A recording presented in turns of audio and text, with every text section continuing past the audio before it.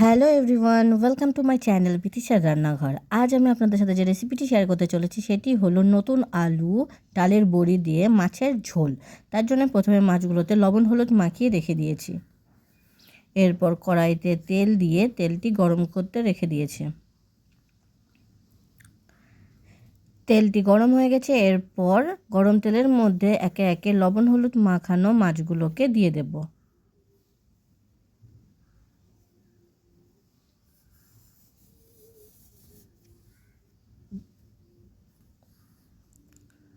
মাছগুলোকে ভেজে নেব।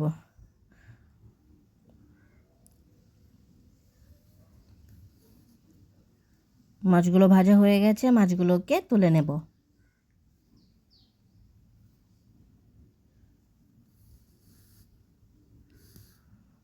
এরপর আর যে মাছগুলো আছে সেই মাছগুলোকেও একে একে ভেজে নেব।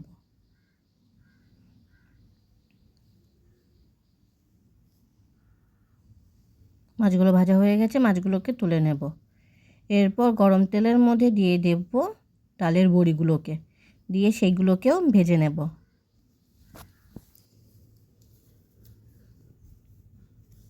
বড়িগুলো লাল লাল করে ভাজা হয়ে গেছে, বড়িগুলোকে তুলে নেব।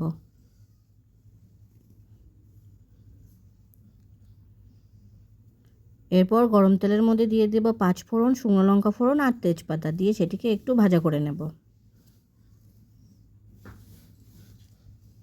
এরপর এর মধ্যে দিয়ে দেব পেঁয়াজ কুচি, দিয়ে সেটিকে ভাজা করতে থাকবো।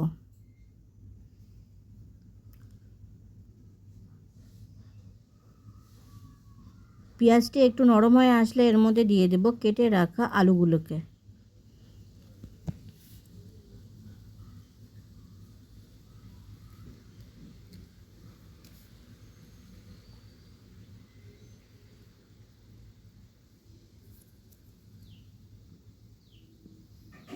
আলুগুলো দেওয়ার পর আলুগুলোকে ভালোভাবে মিশিয়ে নেব আর ভাজা করতে থাকব। এরপর এর মধ্যে দিয়ে দেব পরিমাণ মতো লবণ আর দিয়ে দেব পরিমাণ মতো হলুদ, দিয়ে সেগুলোকে আলুর সাথে ভালোভাবে মিশিয়ে নেব আর ভাজা করতে থাকব।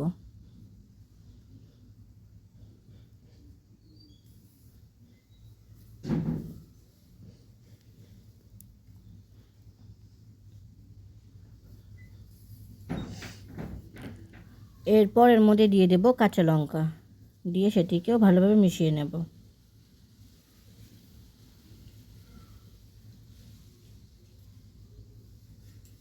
এরপর এর মধ্যে দিয়ে দেব কেটে রাখা টমেটোগুলোকে, দিয়ে সেটিকেও ভালোভাবে মিশিয়ে নেব আর ভাজা করতে থাকব।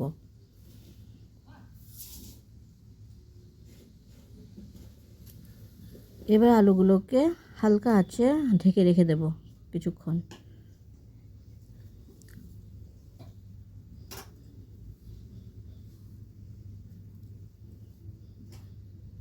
এরপর এর মধ্যে দিয়ে দেব জিরে গুঁড়ো, দিয়ে দেব মরিচ গুঁড়ো, দিয়ে দেব শুকনো লঙ্কার গুঁড়ো, দিয়ে দেব কাশ্মীরি লঙ্কার গুঁড়ো, দিয়ে সেটিকে ভালোভাবে মিশিয়ে নেব আর কষতে থাকবো।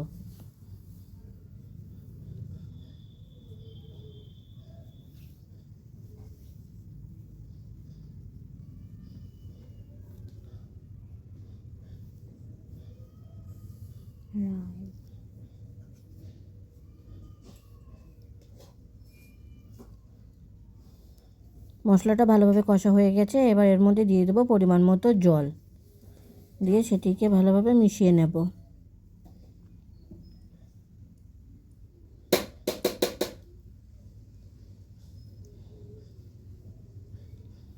এবার এটিকে ঢাকনা দিয়ে ফুটতে রেখে দেব।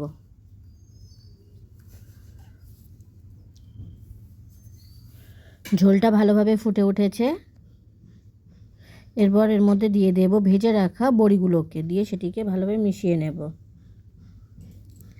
এবার এটিকে ঢাকনা দিয়ে আরও কিছুক্ষণের জন্য ফুটতে রেখে দেব। ঝোলটা ভালোভাবে ফুটছে, বড়িগুলোও ভালোভাবে সিদ্ধ হয়ে গেছে। এরপর এর মধ্যে দিয়ে দেব ভেজে রাখা মাছগুলোকে।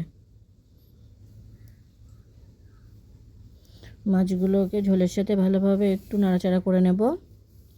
এবার এটিকে আরও কিছুক্ষণের জন্য ঢাকনা দিয়ে ফুটতে রেখে দেব। ঝোলটা ভালোভাবে ফুটছে, আলুগুলোও সিদ্ধ হয়ে গেছে।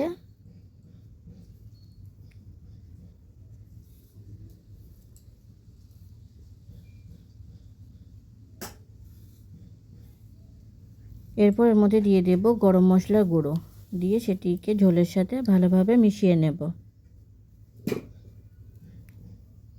তৈরি হয়ে গেছে আমাদের নতুন আলুর ডালের বড়ি দিয়ে মাছের ঝোল। ভিডিওটি কেমন হয়েছে অবশ্যই কমেন্ট করে জানাবেন। আর ভিডিওটি যদি আপনাদের ভালো লেগে থাকে তাহলে অবশ্যই সাবস্ক্রাইব করবেন।